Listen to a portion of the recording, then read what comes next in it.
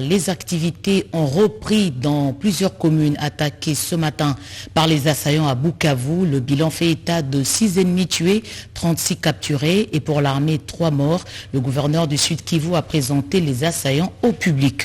Et à Kinshasa, le Premier ministre Jean-Michel Samaloukonde a réuni en urgence son gouvernement pour une analyse à partir des éléments obtenus des services de sécurité. Des instructions ont été données. Les FARDC ont également imposé la loi à Niakoundé et à Marabo en Ituri. Après plusieurs affrontements contre le rebelle, plusieurs habitants sont sortis de la forêt pour retrouver leur maison. Des écoles ont rouvert. Voilà tout pour les titres. Bienvenue à toutes et à tous. Vous savez, nous commençons ce journal par Glasgow, où le chef de l'État a pris part active à la conférence des partis. La situation financière alarmante des États africains ne permet pas d'investir dans les infrastructures. Le président de la République démocratique du Congo l'a mentionné dans son intervention pour Félix-Antoine Tshisekedi. Vous allez l'entendre, il faudrait opérer des choix stratégiques. Pierre Kibambeso Moïsa. COP26, les travaux se poursuivent sans désemparer à Glasgow, en Écosse, avec la brillante participation des chefs d'État et des gouvernements à cette grande conférence des Nations Unies sur le climat. Lors des discussions sur les infrastructures et le climat, le chef de l'État, Félix-Antoine Tshisekedi Tshilombo, président des exercices de l'Union africaine, est intervenu aux côtés de son homologue des États-Unis d'Amérique, Joe Biden, et du Premier ministre britannique Boris Johnson pour élever l'importante problématique du développement des infrastructures sur le continent africain avec la volonté de reconstruire un monde meilleur et plus durable. Le président de la République en a appelé à de nouveaux choix, mieux de nouvelles stratégies innovantes face à la situation financière alarmante des États africains qui ont du mal à atteindre le seuil du développement en infrastructure. C'est dans cette optique que le chef de l'État a notamment indiqué que la RDC s'est investie dans une approche particulière en combinant le développement de ses ressources minières avec celui des infrastructures essentielles. Et le président Félix-Antoine Tshisekedi de renchérir, l'Afrique et la RDC sont prêtes à engager des discussions immédiates sur un portefeuille de projets d'investissement concrets et catalytiques transcendant tous les obstacles possibles et imaginables jusqu'à leur réalisation. Au cours d'un sommet sur l'accélération de l'adoption en Afrique, tenu en marge de la COP26, Félix-Antoine Tshisekedi a fait le plaidoyer pour l'augmentation du flux financier destiné à l'Afrique. Organisé en marge de la COP26 à Glasgow, en Écosse, le sommet sur l'accélération de l'adaptation en Afrique s'est érigé en une tribune dont l'objectif était de renforcer la résilience africaine face au changement climatique. Intervenant en sa qualité de président des exercices de l'Union africaine, le chef de l'État Félix-Antoine Tshisekedi Tshilombo a souligné l'insuffisance du flux financier actuel en direction de l'Afrique pour l'adaptation qui est inadéquat avec les besoins et les urgences. Pour être emporté, la lutte contre le changement climatique ne peut être gagnée qu'en Afrique. Un message que le chef de l'État a lancé à ses pairs, appelant à la mobilisation des ressources en vue de soutenir les États africains se trouvant sur la ligne de front du changement climatique. Ce sommet a été organisé par la Banque africaine de développement et le Centre mondial pour l'adaptation. Un autre temps fort de la poursuite de travaux de la COP26 a été la signature par le président de la République Félix-Antoine Tshisekedi Tshilombo et le Premier ministre du Royaume-Uni Boris Johnson d'un engagement d'une durée de 10 ans pour la protection de la forêt de la RDC. Et cela au nom du conseil d'administration de l'initiative pour la forêt de l'Afrique centrale.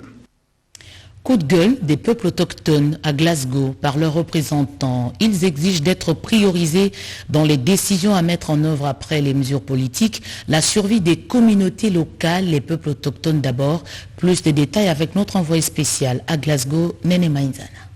La conférence des parties sur le changement climatique qui s'est ouverte à Glasgow, au Royaume-Uni, continue son bon chemin. Des bonnes intentions de limiter les émissions de gaz à effet de serre à 1,5 degrés Celsius se confirment par les chefs d'État du monde. La République démocratique du Congo, pays parti à la COP26, se positionne avec un seul message, la RDC pays solution. Devant la tribune des Nations Unies à la COP26, le président de la République démocratique du Congo, Félix-Antoine Tshisekedi Tshilombo, a réaffirmé l'engagement des pays du bassin du Congo pour assurer un développement durable et l'amélioration des conditions de vie des communautés lors du sommet des chefs d'État sur la forêt et la gestion de la terre. La forêt, la biodiversité, les mines, l'eau douce constituent l'enjeu majeur pour la survie de la planète Terre, comme l'a relevé la vice-première ministre, ministre de l'Environnement et le Développement durable, Eve Bazaïba. Les représentants des peuples autochtones pour les bassins du Congo, Patrick Saïdi, coordonnateur du DGP, a salué les engagements des chefs d'État et les appelle à mettre en application leurs décisions pour la survie des peuples autochtones.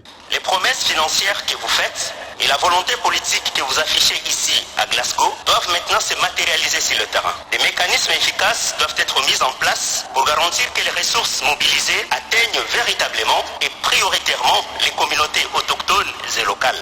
Les observateurs avertis attendent les résultats de la COP26. Réveil cauchemardesque ce matin à Bukavu. La ville était attaquée par des assaillants. Informé, le chef du gouvernement a réuni à Kinshasa son équipe pour une évaluation en urgence. La vague de violence qui a plongé la ville de Bukavu dans l'insécurité totale dans la nuit de mardi 2 novembre à mercredi 3 n'a pas laissé indifférent le Premier ministre Jean-Michel Sama Lukonde Kyenge qui a présidé en urgence une réunion du Conseil de sécurité ce mercredi 3 novembre 2021 à la primature. Depuis ce matin, dans la ville de Bukavu, il y avait des agitations parce que la ville a été attaqué par quelques assaillants et son Excellence Monsieur le Premier ministre a bien voulu que nous les deux ministres devant vous et l'ensemble de nos services nous puissions nous retrouver pour examiner la question par rapport aux éléments que nous aurions tous obtenus de nos différents services œuvrant dans la province du Sud Kivu et plus particulièrement dans la ville de Bukavu. C'est ainsi que nous nous sommes retrouvés et nous venons de faire l'analyse de la question. Tout ce que l'opinion peut retenir, c'est que la situation s'est calmée sous contrôle de nos forces armées et de la police nationale congolaise. Et nous invitons nos services à davantage veiller sur cette question de manière à maintenir la paix et l'ordre dans la ville de Bukavu et dans le reste de la province. À la dernière nouvelle, la ville de Bukavu a retrouvé son calme. La population commence à vaquer à ses occupations. Sur le terrain, les enquêtes ont été déclenchées pour retrouver les responsables de l'attaque des hommes armés sur Bukavu. Aujourd'hui, devant la presse, le gouverneur du Sud Kivu, Théo Ngouabidje, a présenté 36 assaillants capturés. Devant la presse nationale et internationale, le gouverneur du Sud Kivu, Théo Ngouabidje Kassi, a fait le bilan de l'attaque de la ville de Bukavu par des assaillants non autrement identifiés. Dans ces affrontements, on a tué 6 assaillants, 4 blessés, 36 assaillants capturés qui sont devant vous. On a récupéré 14 armes de guerre. Et malheureusement, de notre côté, nous avons perdu 3 hommes. La situation aujourd'hui de la ville de Bukavu est sous contrôle. À l'occasion, le chef de l'exécutif provincial a annoncé une panoplie de mesures pour protéger la ville de Bukavu et demander à la population de collaborer avec les services de sécurité pour que l'ennemi soit traqué jusque dans ses derniers retranchements. Les mesures ont été prises pour traquer les assaillants dans leurs retranchements. Les enquêtes se poursuivent pour identifier les auteurs matériels et intellectuels de cette situation, afin de dégager les responsabilités pour en répondre devant la justice. Le président de la République, chef de l'État, suit cette situation de près et l'ensemble du gouvernement national. Bukavu n'est pas tombé et les activités ont repris. Le gouverneur de province, Théo Ngouabi-Djekassi, accompagné de membres du Conseil provincial de sécurité, a fait la ronde de la ville dans les 3 communes où il a communié avec ses administrés. Il les a appelés à vaquer librement à leurs occupations car les forces armées de la RDC et la police nationale congolaise veillent nuit et jour. À Bagira, Kadutu, Panzi et Nyawera, la population a ovationné le gouverneur de province en itinérance dans la ville de Bukavu. C'est promulgué. L'ordonnance portant prorogation de l'état de siège a été signée par le président de la République. Mais avant cela, ce projet de loi a été adopté en seconde lecture par une majorité de sénateurs ayant pris part à la plénière présidée par Modeste Bahati, président du Sénat, Edith Chalakatala. Le Sénat vient d'adopter en seconde lecture la loi portant prorogation de l'état de siège dans une partie du territoire national. C'est pour la 11e fois que cette mesure de la situation exceptionnelle dans la province de l'Ituri et la province du Nord-Kivu a été reconduite. Le gouvernement, par le biais de la ministre d'État, ministre de la Justice et garde des Sceaux, Rose Mutombo Kessé, qu'accompagnait ses collègues des relations avec le Parlement et de la recherche scientifique, a présenté cette loi aux sénateurs. Dans son intervention, Rose Mutombo Kessé a fait part aux élus des élus de la réalisation des forces armées de la RDC engagées au front pour restaurer la paix dans ce coin du pays. Le vote de cette loi a été fait conformément à l'article 113 du règlement intérieur du Sénat. Sur 109 membres qui composent le Sénat, 89 membres ont pris part au vote. De ces 89 membres, 84 membres ont voté oui, 4 membres ont voté non et 1 membre a voté par abstention. En conséquence, le Sénat vote le projet de loi portant autorisation de prorogation de l'état de siège proclamé sur une partie du territoire de la République démocratique du Congo. Il sera transmis au président de la République pour promulgation. Mes sincères félicitations. Au cours de cette plénière, présidée par Modeste Bahati, le bureau a communiqué aux sénateurs les 3 propositions de loi ainsi que 3 projets de loi qui seront traités pendant la session en cours. Dans le cadre du contrôle parlementaire, 12 questions orales et une interpellation des ministres et gestionnaires ont été déposées au bureau de la Chambre haute du Parlement. Elles seront programmées dans les jours à venir pour être débattues en plénière. Du succès au front, les FARDC ont réussi à imposer la paix à Niakoundé et à Marabo-Mousson-Ituri après plusieurs affrontements contre les rebelles. Plusieurs compatriotes sont sortis de la forêt pour retrouver leurs habitations. Koundé et Marabo, en territoire d'Irumu, respirent désormais les bons vents de la paix. La paix consolidée par les FARDC après les opérations contre les miliciens FPIC. Des habitants ont déjà regagné leurs maisons respectives et vaquent librement à leurs activités.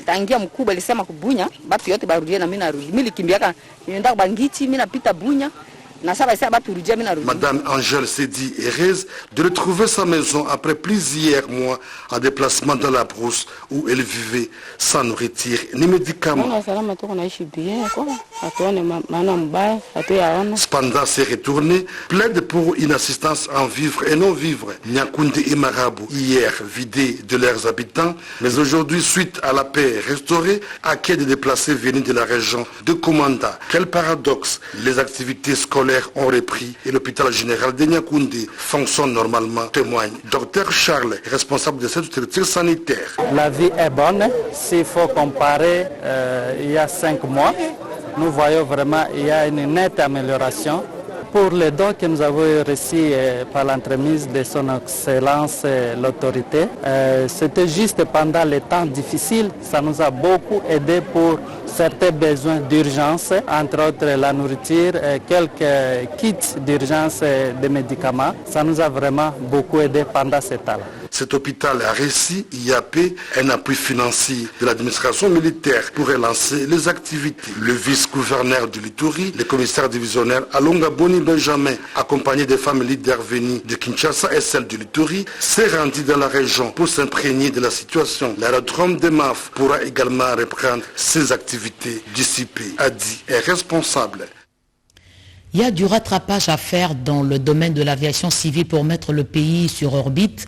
Actuellement, une proposition de loi subit des amendements au niveau de la commission infrastructure à l'Assemblée nationale et le ministre des Transports, Chérubin Okende, sollicite du président de la Chambre basse, Christophe Mbosso, la célérité dans le traitement. Sylvie Moembo, Bernard Bodo, Guy Kitoko.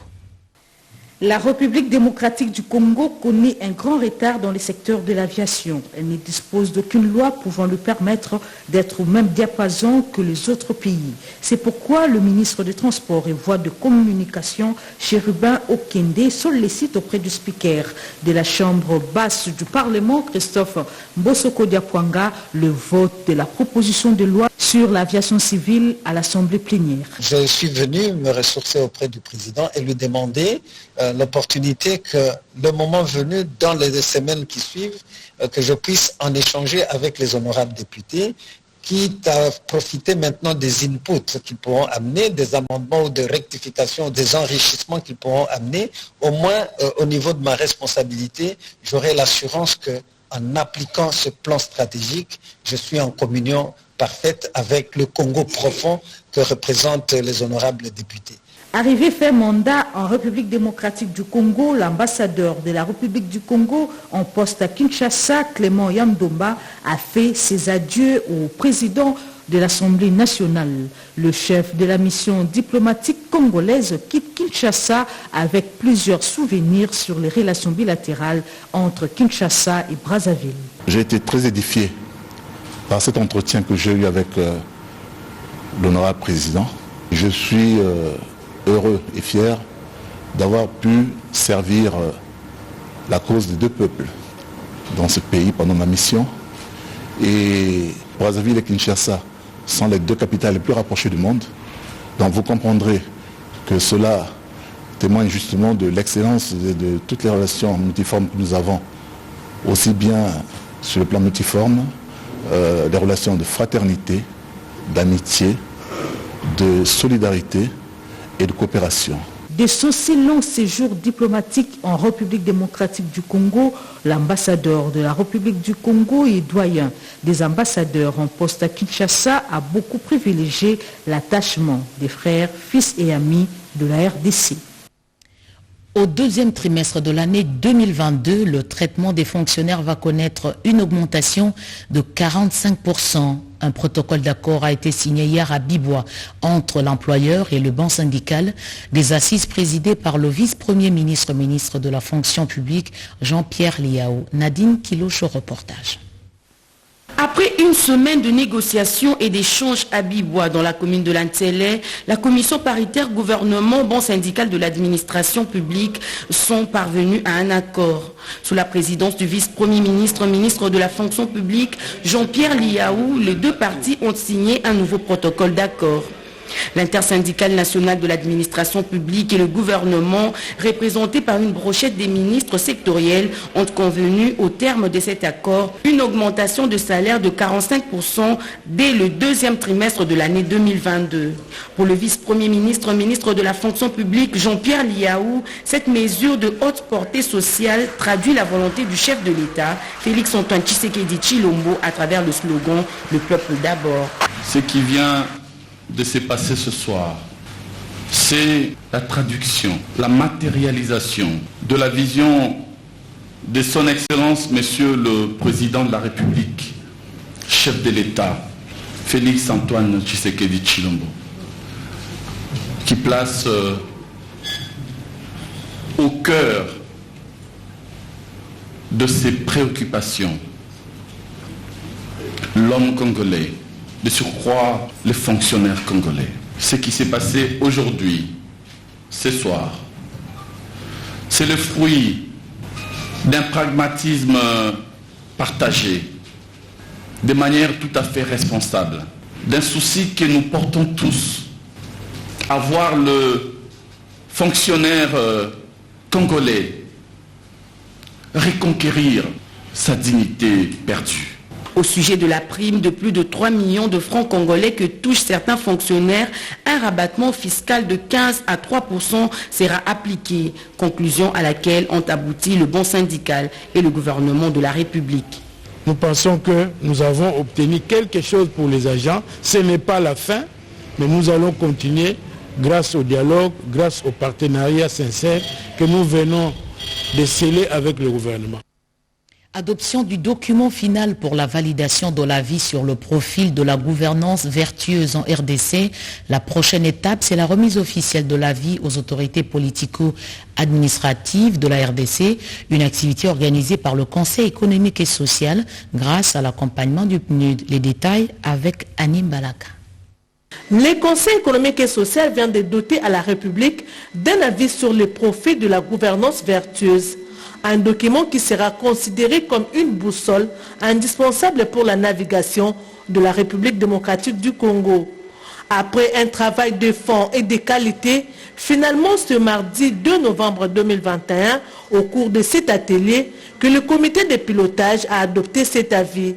Le président du Conseil économique et social, Jean-Pierre Kiwakana, a encouragé les pratiques de la bonne gouvernance fondées sur l'affermissement de l'état des droits, l'amélioration de la gestion des affaires du pays, le développement du secteur privé dans un environnement incitatif. C'est un instrument appelé à contribuer à l'amélioration des performances de la gouvernance de l'État avec, à chaque étape de ce processus, des avancées significatives dans la correction des distorsions et des déficits de la gouvernance. Pour Dominique Sam, représentant résident du PNUD, cette étude vise à fournir aux décideurs un instrument référentiel de départ et un tableau de bord du cheminement pour l'amélioration des performances dans la gouvernance. La bonne gouvernance incite à des politiques publiques plus crédibles et capables d'offrir une meilleure sécurité d'existence aux populations dans le pays.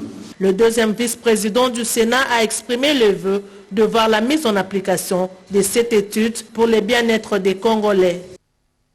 12% des personnes vivant avec le VIH sont recensées en Afrique de l'Ouest et du Centre. Pour renforcer la riposte, Dakar a abrité la rencontre sous-régionale. La RDC a partagé son expérience à travers la vice-ministre de la Santé, Véronique Kilumba. Edith Chalakatala. Une rencontre régionale sur les VIH-Sida se tient à Dakar au Sénégal. La République démocratique du Congo est représentée par la vice-ministre de la Santé publique, Hygiène et Prévention, Véronique Kilumba Nkoulou. Ces assises visent le renforcement de la riposte en Afrique de l'Ouest, du Centre, qui représente 8% de la population mondiale et abrite plus de 12% de personnes vivant avec le VIH dans le monde. Dans son intervention au cours de cette rencontre, Véronique Kilumba Nkoulou a partagé l'expérience de la République démocratique du Congo dans la survenance des différentes épidémies auxquelles elle a été confrontée. En dépit de ces défis, il y a lieu de relever que le renforcement des capacités des professionnels de santé pour la prise en charge des autres épidémies et à tous les niveaux de la pyramide sanitaire, la formation et la mobilisation des acteurs communautaires, la pénalisation des cadres de concertation avec des partenaires pour le développement impliquant les autorités politico-administratives et la mobilisation des ressources apporte un soutien important dans le renforcement du système de santé dans une perspective de développer sa résilience face aux urgences sanitaires des diverses catastrophes. Cette occasion sous-régionale a permis à la vice-ministre de la Santé publique, Hygiène et Prévention de présenter les quelques défis auxquels la République démocratique du Congo fait face, comme l'inégalité basée sur le genre, la discrimination, la stigmatisation à l'égard des personnes infectées et affectées par le VIH et l'élimination de la transmission du VIH de la mère à l'enfant. Kinshasa accueille du 6 au 8 décembre prochain la deuxième session de la grande commission mixte RDC-Tunisie. Le ministre de l'intégration régionale a présidé une réunion préparatoire sur le cadre juridique et les questions liées à la logistique. Vital Pagabita. La RDC est toujours déterminée à relancer sa coopération sur le plan régional.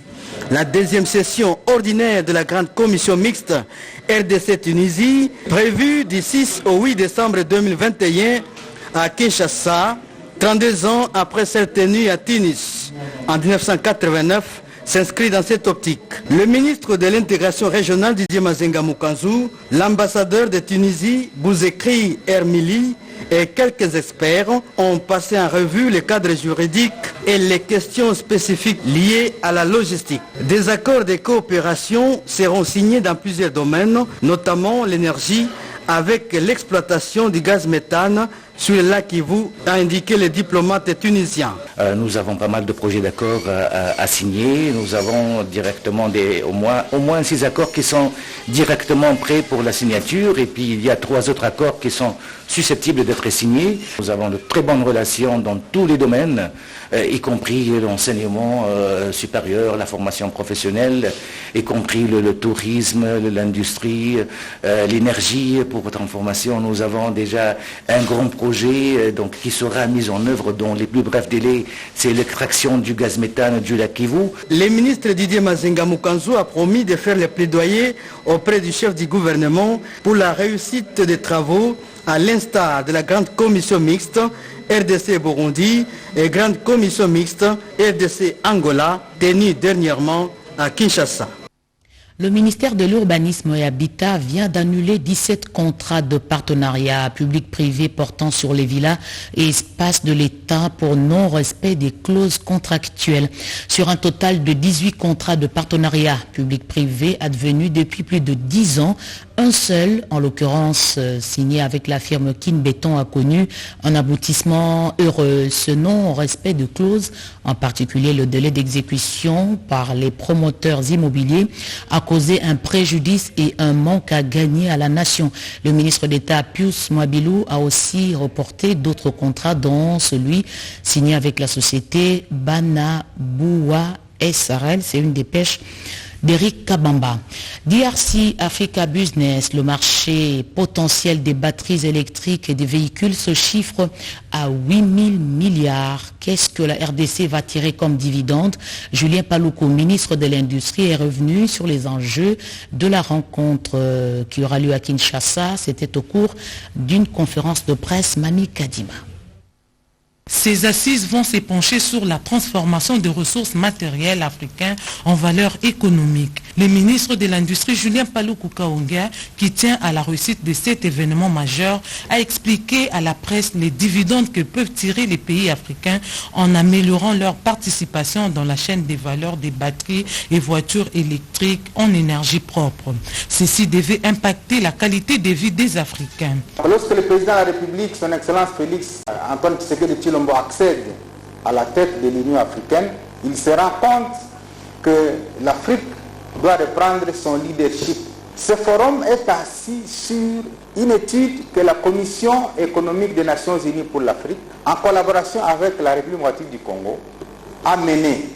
Et on a recruté un consultant que vous connaissez bien, Bloomberg, qui va rendre ses résultats au cours du forum, qui nous permet effectivement d'affirmer que le potentiel du marché des voitures et batteries électriques est autour de 8 000 milliards. Nous, la RDC, si dans les 5-10 ans, nous avons un marché de 8 000 milliards à travers le monde, qui part des composantes produites à la République démocratique du Congo, qu'est-ce que nous allons gagner dans ces 8 000 milliards? Voilà l'objectif du DRC Africa Business Forum.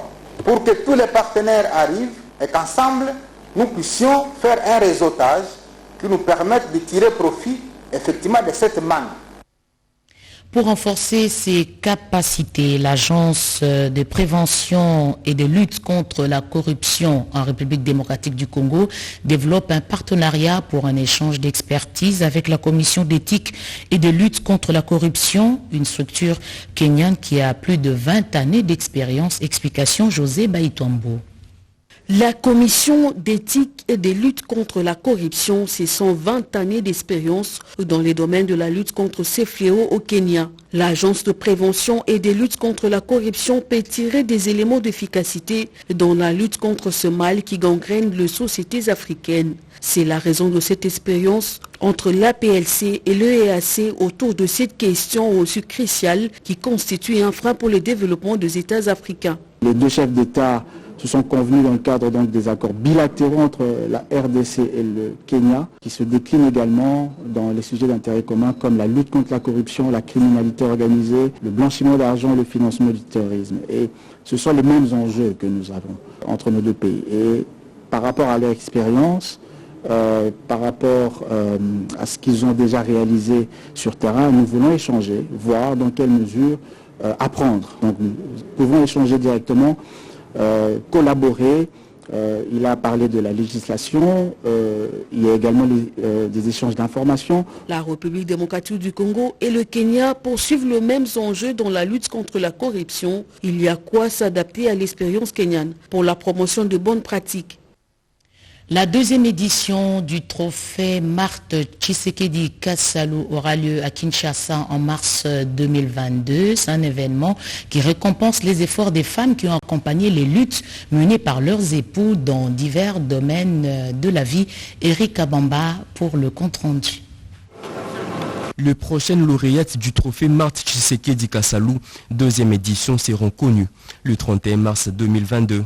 Annonce faite par le membre du comité organisateur de ces grands événements qui couronnent les grandes dames qui ont accompagné leurs époux dans les combats et la lutte pour la réhabilitation de la dignité de la personne humaine en République démocratique du Congo. Contrairement à la première édition où l'on a couronné 5 femmes, la deuxième édition aura une portée internationale et va primer 6 grandes dames du continent qui auront marqué par leur présence aux côtés des hommes qui auront accompli des grandes œuvres dans les secteurs de la culture, la science et la politique. Objectif, pérenniser les noms de la veuve Étienne Tshisekedi au niveau national et international, a fait entendre Godé Kayembe, coordonnateur de la Ligue de la zone Afrique pour la défense des droits des enfants et élève l'ISADEL. Être épouse d'un homme dont les actions sociopolitiques non violentes et la constance auront permis l'avènement d'un état de droit, d'une bonne gouvernance démocratique. Être épouse d'un homme de culture ou de sciences et a accompli une mission positive pour l'évolution de l'humanité. Ce sont là les quelques critères pour être primé, à détailler la représentante du représentant de l'UNESCO en RDC, Kikina Mungulu Diaka. Hormis son côté des reconnaissances, il faut noter que ces trophées viennent inciter les jeunes dames à travailler pour devenir des modèles au sein de la société. Et puis le président de la République a signé aujourd'hui une ordonnance portant prorogation de l'état de siège sur une partie du territoire de la République démocratique du Congo et prorogé pour une période de 15 jours prenant cours aujourd'hui, 3 novembre 2021, l'ordonnance du 3 mai 2021, telle que complétée à ce jour, portant proclamation de l'état de siège sur une partie du territoire de la RDC. Sont abrogées toutes les dispositions antérieures contraires à la présente ordonnance. Le Premier ministre, le vice-premier ministre, ministre de l'Intérieur, Sécurité, Décentralisation et Affaires coutumières, le ministre d'État, ministre de la Justice et Garde des Sceaux, ainsi que le ministre de la Défense nationale et anciens combattants sont chargés chacun en ce qui le concerne de l'exécution de la présente ordonnance qui sort ses effets à la date de sa signature faite à l'ambassade de la RDC en Grande-Bretagne le 3 novembre 2021. Félix-Antoine Tshisekedi, Jean-Michel Sama Lukonde Kyenge, Premier ministre pour copie certifiée conforme à l'original, le cabinet du président de la République, Guilain Nyembo, directeur de cabinet.